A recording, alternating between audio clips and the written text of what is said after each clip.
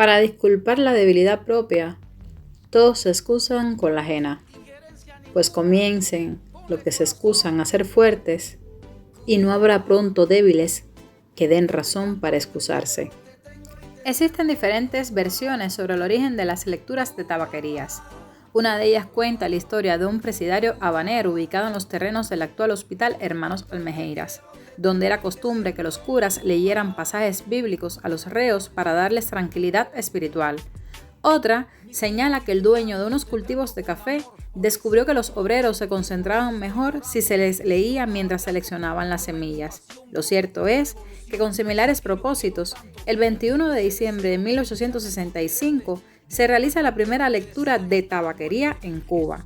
Pronto se manifestó y se popularizó esta práctica hasta el punto que se hizo imprescindible en el Día de los Tabaqueros. La lectura llegó a ser tan respetada que había que esperar a que se terminara para dar alguna información o llamar por audio a algún trabajador. Y en los casos de urgencia se iba directamente hasta el puesto de trabajo para no interrumpir.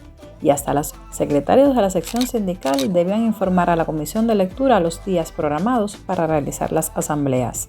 La comisión de lectura estaba integrada por 5 trabajadores. Su presidente seleccionaba lo que se iba a leer y cuidaba de los horarios. También era función suya recoger el dinero acordado entre los trabajadores para pagar de sus propios bolsillos al lector por el servicio prestado. Después del triunfo de la Revolución, los lectores pasaron a ser parte de la oficial plantilla de las fábricas. Las informaciones recogidas apuntan a que existían 4 turnos de lectura, cada uno de 45 minutos, 2 por la mañana y 2 por la tarde. En los de la mañana casi siempre se leían las noticias, mientras que en la tarde se relataban novelas, revistas o folletos, seleccionados a votación a partir de las propuestas de los trabajadores. La práctica de la lectura oral en los talleres de tabaquería en Cuba fue una de las instituciones más notables dentro de nuestro país. Lo fue en orden cultural por cuanto reveló el aprecio que muchos humildes obreros de nuestra isla hicieron. Desde hace muchos años, de los menesteres de la inteligencia y del provecho y deleite, que de su satisfacción se derivan para la superación individual y para la formación de la conciencia ciudadana, lo es también en orden histórico, porque los obreros de tabaquería participaron, como se sabe, con destacadísimo relieve en las empresas patrióticas de Cuba, contribuyendo en gran medida a la sensibilidad ciudadana y a la reafirmación del amor por la patria aún fuera de sus fronteras. No se sabe exactamente si Cuba fue uno de los primeros países o el primero y único país del mundo en poner esta práctica, pero lo que sí se sabe es que dio rango de libertadores a los obreros de diferentes épocas y que Martí los tuvo y ponderó como sus más genuinos colaboradores en la preparación de la guerra necesaria. El 25 de noviembre de 1891, Martí pronunció uno de sus discursos más encendidos en Tampa. Al finalizar, expresó: de todos los cubanos, pongamos alrededor de la estrella en la bandera nueva esta fórmula del amor triunfante, con todos y para el bien de todos. Tampa lo recibió con una lluviosa noche, pero en la estación del ferrocarril lo esperaba una multitud de emigrados cubanos que lo acompañaron hasta el local del Liceo Cubano, donde agradeció en breves palabras el cálido recibimiento que le habían tributado. Sus compañeros de viaje fueron los patriotas cubanos Ramón Rivero y Néstor Carbonell. Hay que recordar que el comienzo de la Guerra de los 10 años en 1868, producto de las crisis generadas, el llamado a las filas y la actuación de los regimientos voluntarios contra los partidos de la Revolución Independentista Cubana, unas 20.000 personas salieron de la isla hacia el norte.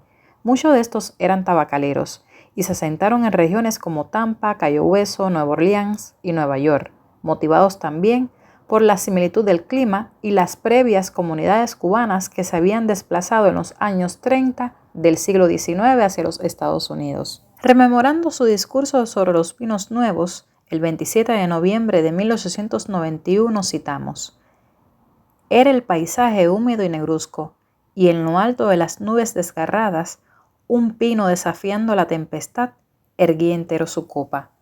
Rompió de pronto el sol sobre un claro del bosque, y allí, al centelleo de la luz súbita, vi por sobre la hierba amarillenta erguirse, en torno al tronco negro de los pinos caídos, los racimos gozosos de los vinos nuevos. Esos somos nosotros, vinos nuevos. Estos tabaqueros fueron la piedra angular al apoyo para la guerra necesaria, Guerra del 95 o Guerra de Independencia Cubana, que estallaría 3 años y 4 meses después de su visita a los tabacaleros de Tampa y Cayo Hueso, el 24 de febrero de 1895. Debemos de recordar que la práctica fundamental de la lectura en los talleres de tabaquería o en cualquier espacio atiende al deleite de la satisfacción intelectual y atendió en su debido tiempo a constituir una república donde prosperasen y viviesen orgullosos los unos y los otros. No podemos negar que la estrecha relación que se estableció entre nuestro apóstol nacional con los torcedores e incluso con algunos dueños de las fábricas no fue exenta de contradicciones e incomprensiones, pero estos fueron apartadas para lograr el bien común. Una nación siempre está en trance de repetir sus hazañas políticas de porte combativo. La patria está constantemente en vísperas de reeditar sus batallas al servicio de la soberanía. Entrar en largas discusiones sobre las diferentes proposiciones sería como agregar a una de las retaguardias de esta guerra ese otro motivo de descomposición que gustan de provocar los que disponen a invadir la democracia por los reductos más débiles, por más desmoralizados. Construir bajo los bombardeos es la tarea que mejor acredita el destino de los pueblos, porque no hay ni obrero ni patrono, legislador ni simple ciudadano que no quiera verse incluido en la categoría patriótica que la historia otorga a los tabaqueros del tiempo de Martí. En la época colonial, personalidades como el español Vicente Marí Bor, propietario de una fábrica en Cayo Hueso, y el cubano Eduardo Hidalgo Gato, también dueño de una factoría, y lectores como Francisco María González y José Dolores Payo fueron artífices en la organización y desencadenamiento de la lucha. Más tarde, figuras de renombre como Juan Marinelo, Blas Roca o Eduardo Chivas darían su aporte también como oradores en las tabaquerías. En la fábrica de tabacos Partagás, en la voz de un lector muy querido y conocido como Iván, en plena dictadura de Batista, se leyó por primera vez La historia me absolverá. Y los que contemplaban en silencio, hoy quieren dar el país sembrando con aquella sangre. Infame es quien lo olvida y más infame quien quiere dar su patria al extranjero.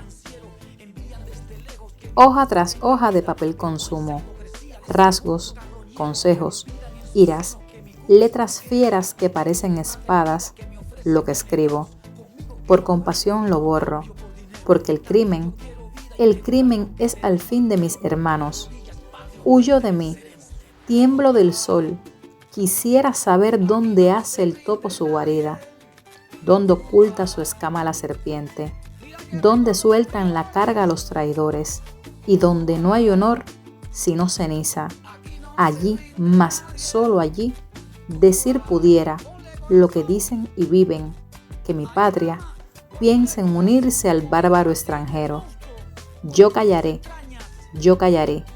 que nadie sepa que vivo, que mi patria nunca sepa que en soledad muero por ella.